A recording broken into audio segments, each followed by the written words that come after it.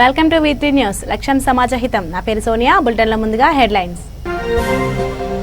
తీరనున్న oxygen కొరత కష్టాలు. హైదరాబాద్ చేరుకున్న 4వ కంటైనర్.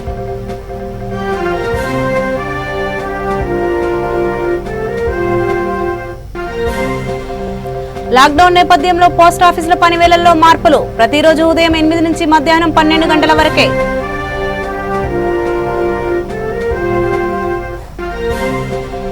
లాక్డౌన్ కష్టాలను పంచుకుంటున్న దాతలు. జనగామలో కార్ డ్రైవర్లకు నిత్యావసరాల పంపిణీ.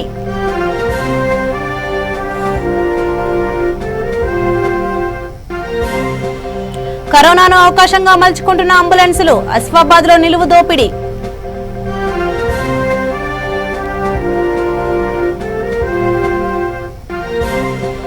క్యూ లైన్ లో చెప్పుల వరుస. ఎండలో నడబలలేక రాజపేట వాసుల తిప్పలు.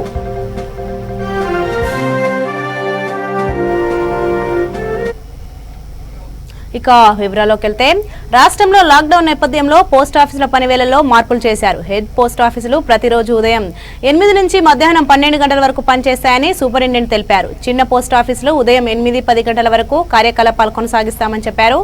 వస్తువుల రవాణా, ఆసరా, పెన్షన్ చెల్లింపుల వంటి సేవలు గతంలో మాదిరిగానే కొనసాగుతాయన్నారు.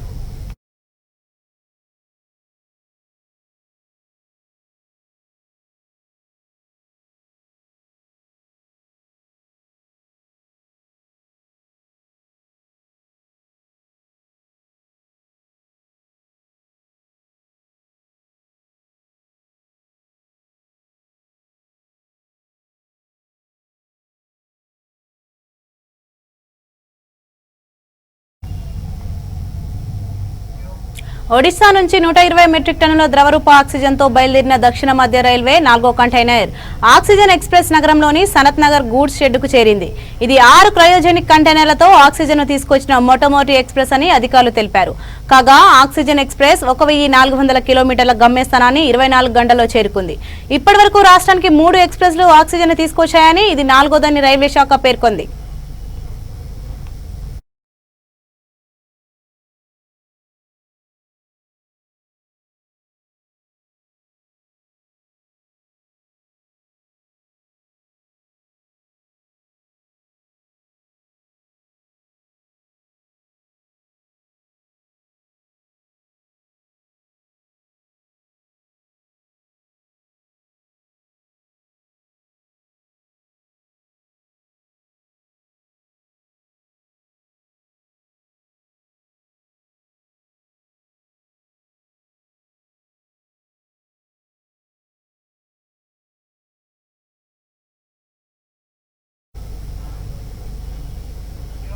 పెద్దపల్లి జిల్లా మంతని టౌన్ నూతన ఎస్ఐగా చంద్రకుమార్ బాధ్యతలు చేపట్టారు. ఈ సందర్భంగా ఆయన మాట్లాడుతూ లాక్డౌన్ నిబంధనలను విధిగా అందరూ పాటించాలన్నారు. ఎవరైనా ఉల్లంఘిస్తే కఠిన చర్యలు తీసుకుంటామని హెచ్చరించారు. ఇప్పటికే కొంతమందిపై కేసులు నమోదయ్యాయన్నారు. ఏదైనా సమస్యలుంటే ప్రజలు నేరుగా తమను సంప్రదించాలని సూచించారు.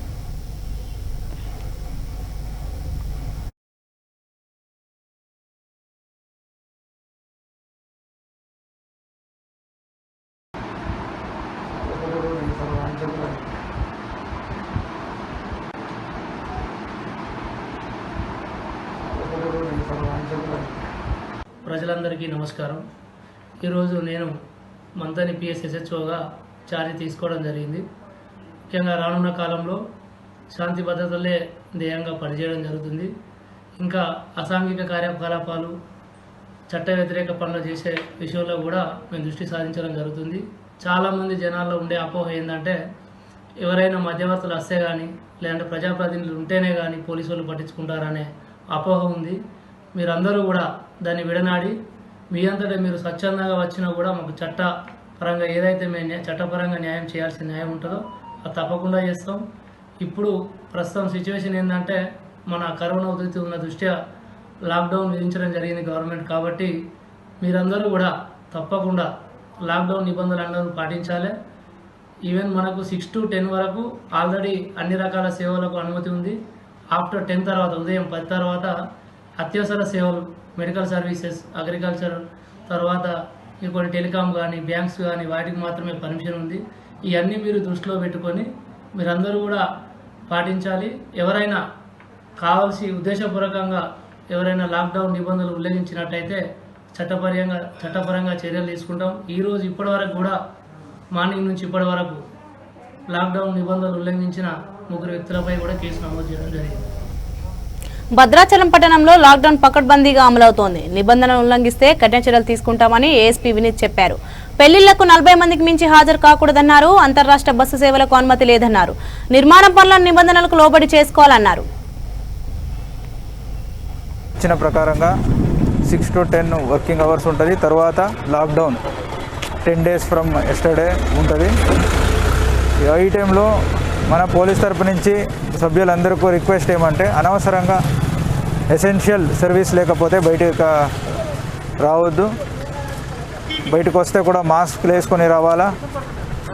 హాస్పిటల్స్, మెడికల్ ఇలాంటి మెడిసిన్స్ ఇలాంటి ఇంపార్టెంట్ ఉంటేనే బయటకు రావాల్సింది. లేకపోతే మనము ఫైన్లు, డిజాస్టర్ మేనేజ్మెంట్ యాక్ట్ ప్రకారంగా కేసులు అన్నీ కడుతున్నాం. సో ఈ కోవిడ్ సందర్భంగా ఇది మనకు కేసెస్ తగ్గాలంటే మీకు కూడా ఈ ప్రభుత్వంతో మీ అందరూ కూడా సహకరించాలి. మన పోలీసుతో మీ అందరూ సహకరించాలని కోరుకుంటూ ఈ లాక్డౌన్ ఏముందో యశస్విగా మనం అందరూ కంప్లీట్ చేయమని కోరుకుంటూ లాక్డౌన్ కష్టాలను కొంతమంది మంచి మనసుతో పంచుకుంటున్నారు. జనగామ జిల్లా కార్ డ్రైవర్లకు సామాజిక సేవకుడు రాముని హరీష్ ఆర్థిక సహాయంతో నిత్యావసరాలను పంపిణీ చేశారు. సీఐ మల్లేష్ యాదవ్ వీటిని అందజేశారు. కార్యక్రమంలో జిల్లా అధ్యక్షుడు ప్రభాకర్ బాలాజీ, ట్రావెల్ సభ్యులు గఫార్, దస్తగిరి, అక్రమ్, మురళి, నాగరాజు, హరీష్, నయీం తదితరులు పాల్గొన్నారు.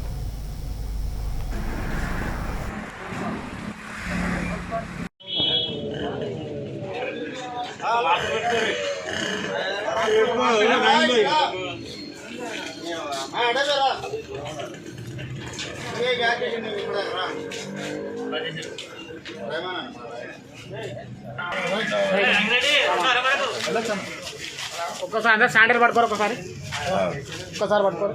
తర్వాత మళ్ళీ ఎదురుగా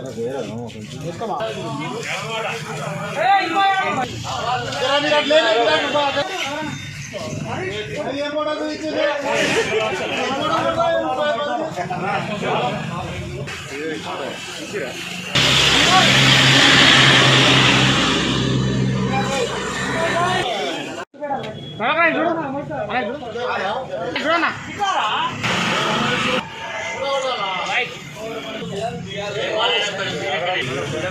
ఓకే ఓకే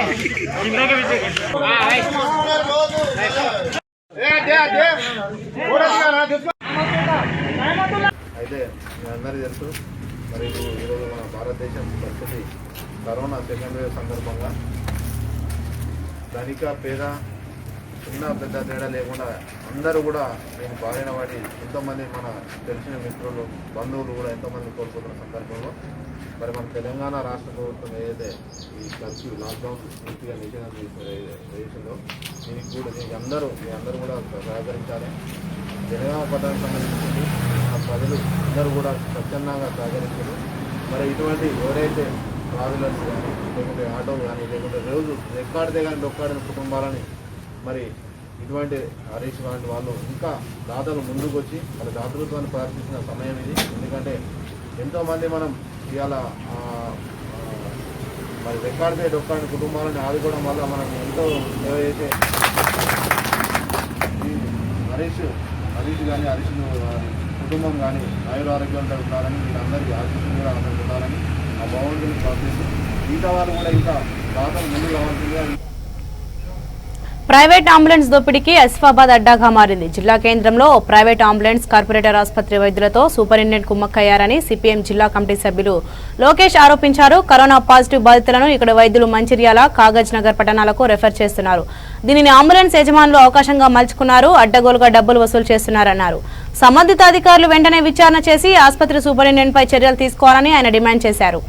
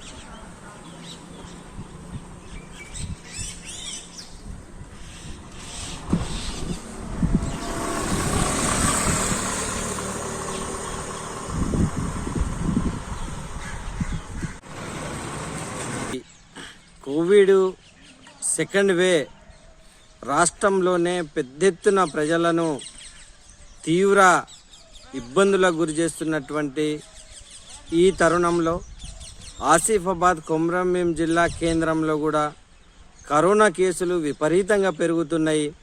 దీనికి ప్రాథమిక చికిత్స కోసం ప్రభుత్వ హాస్పిటల్, గవర్నమెంట్ హాస్పిటల్లో వైద్యానికి వెళ్ళినటువంటి డాక్టర్ల నిర్లక్ష్యం వల్ల అనేక మంది కరోనాతోని బాధపడుతున్నటువంటి రోగులు వాళ్లకు సరైనటువంటి వైద్యం అందక ఇబ్బంది పడుతున్నా వాళ్ళని పట్టించుకునేటువంటి పరిస్థితి లేదు. దీన్ని తీవ్రంగా భారత communist party, Marxist, CPM party, Komaram Bheem జిల్లా కమిటీ ఖండిస్తూ ఉంది.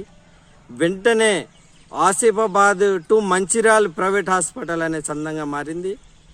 ఈరోజు ఇక్కడ ఆసిఫాబాద్లో ప్రభుత్వ వైద్యం కోసం ప్రభుత్వ హాస్పిటల్లో వెళ్ళినటువంటి రోగులకు సరైనటువంటి వైద్యం అందించక ఇక్కడ ఉన్నటువంటి సూపరింటెండెంట్ మంచిర్యాలలో ఉన్నటువంటి ఒక ప్రైవేట్ కార్పొరేట్ హాస్పిటల్తోని చేతులు కలిపి critical care hospital to Asifabad superintendent అనేటువంటి సిస్టంలో వాళ్ళు పంపించినటువంటి అంబులెన్స్ ఇక్కడ ఉన్న సూపరింటెండెంట్ ఆధీనంలో పెట్టుకొని ఇక్కడ ఉన్నటువంటి ఒక ప్రభుత్వానికి సేవలు అందిస్తున్నటువంటి ఒక కాంట్రాక్ట్ ఎంప్లాయీస్తోని ఆ ప్రైవేట్ అంబులెన్స్ని నడిపిస్తూ ఇవాళ వేల రూపాయలను దండుకుంటున్నటువంటి పరిస్థితి. లక్షల రూపాయలు ఇవాళ ఈ కోవిడ్ రోగుల నుంచి ఇవాళ చేతులు మారుతున్నాయి.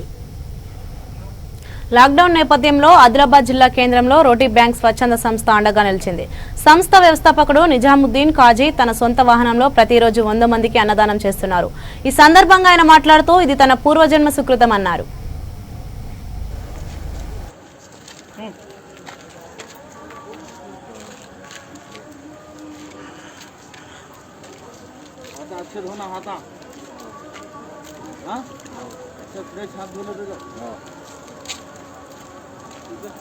और दो उधर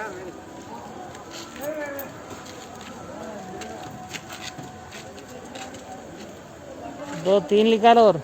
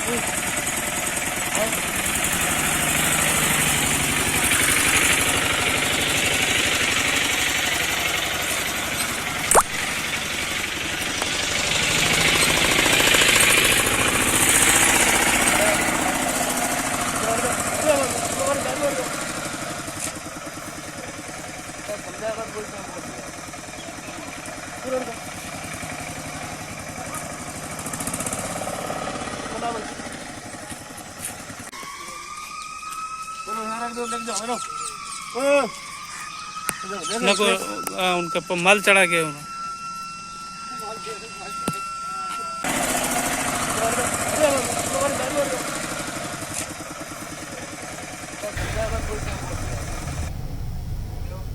యాదాద్రి భువనగిరి జిల్లా రాజపేట పిఎస్సిలో వాసులు ఇబ్బందులకు గురవుతున్నారు. ఎండ తీవ్రత నేపథ్యంలో కరోనా వ్యాక్సిన్ కోసం వరుసలో నిలబడలేక చెప్పులు పెడుతున్నారు.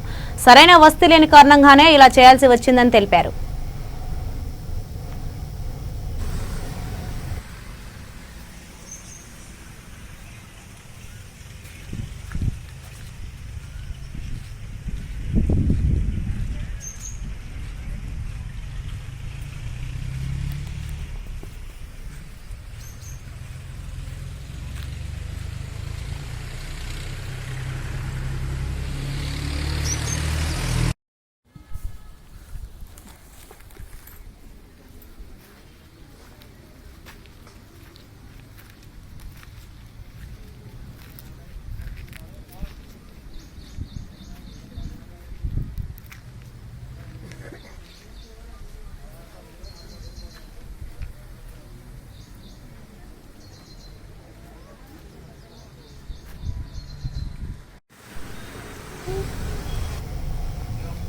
గాంధీ ఖాతాలో మరో వరల్డ్ రికార్డు నమోదైంది. ఇందులో చేరిన 110 ఏళ్ల వృద్ధుడు కరోనా నుంచి బయటపడ్డాడు.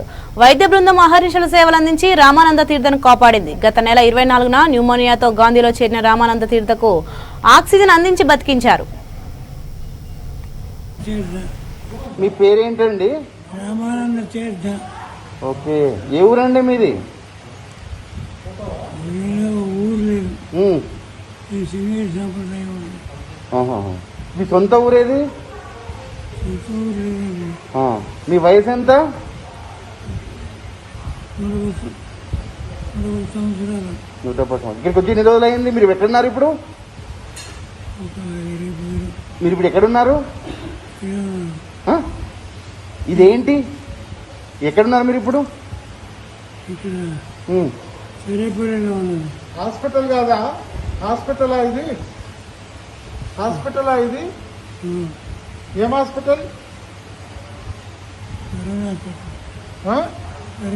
కరోనా హాస్పిటలా? గాంధీ హాస్పిటల్ తెలుసా మీకు? గాంధీ హాస్పిటల్ తెలుసా? ఎక్కడ ఉంటుంది? హాస్పిటల్ ఒకప్పుడు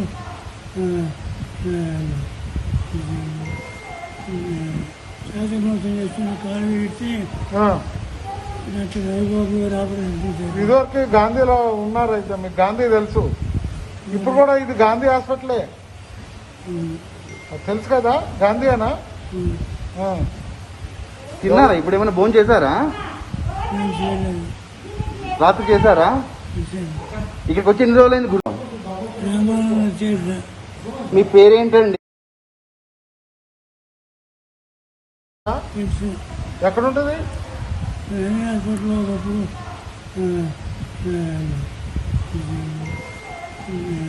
శ్వాసమోసం చేస్తున్న కాలు విడితే డాక్టర్ రవిబాబు గారు ఆపరేషన్ చేశారు. ఇదివరకు గాంధీలో ఉన్నారైతే మీకు గాంధీ తెలుసు. ఇప్పుడు కూడా ఇది గాంధీ హాస్పిటలే తెలుసు కదా? గాంధీ అనా? తిన్నారా? ఇప్పుడు ఏమైనా భోజనం చేశారా? రాత్రి చేశారా? ఇక్కడికి వచ్చి ఎన్ని రోజులైంది గురు? రామానంద తీర్థ. మీ పేరేంటండి?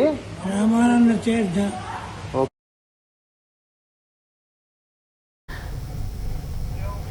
బులెటిన్ ముగించే ముందు హెడ్లైన్స్ మరోసారి. తీరనున్న ఆక్సిజన్ కొరత కష్టాలు. హైదరాబాద్ చేరుకున్న 4వ కంటైనర్.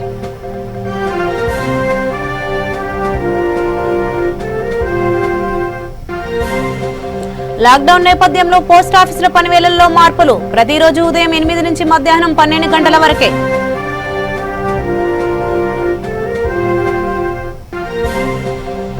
లాక్డౌన్ కష్టాలను పంచుకుంటున్న దాతలు. జనగామలో కారు డ్రైవర్లకు నిత్యావసరాల పంపిణీ.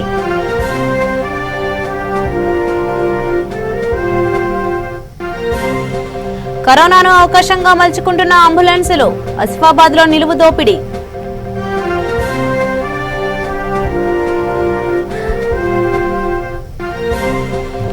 క్యూ లైన్ లో చెప్పుల వరుస.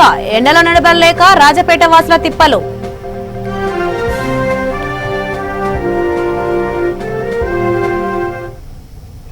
సో ఇవి ఇప్పటి వరకున్న అప్డేట్స్. మరిన్ని అప్డేట్స్ కోసం చూస్తూనే ఉండండి V3 న్యూస్. లక్ష్యం సమాజ హితం.